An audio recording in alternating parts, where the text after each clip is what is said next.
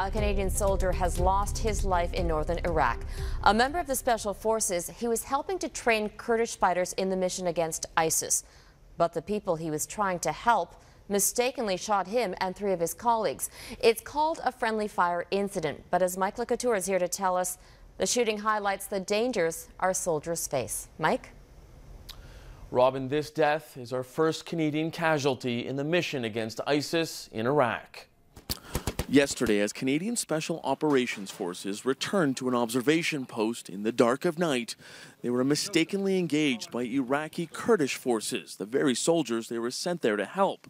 Sergeant Andrew Joseph Douaron, who is from CFB Petawawa, was killed. 3 others are in hospital being treated for their injuries. The reaction came quickly from the Prime Minister, who released a statement saying, "This tragic incident reminds us of the very real risks that our brave men and women in uniform assume on our behalf to defend the freedoms that we cherish." Months ago, Canada sent special forces to help the Iraqi and Kurdish armies fight ISIS. Originally, the mission was for our military to advise the coalition forces and conduct bombing runs on targets.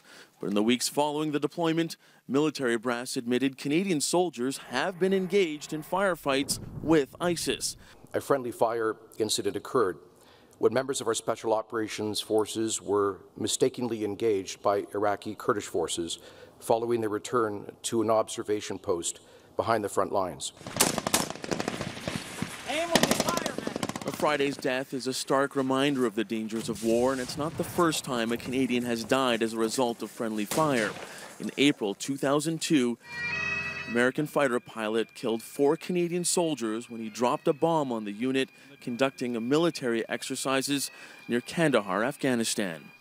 The current mission is scheduled to end in just a couple of weeks, and Parliament will then have to decide whether or not to extend it or to bring our troops back home from Iraq.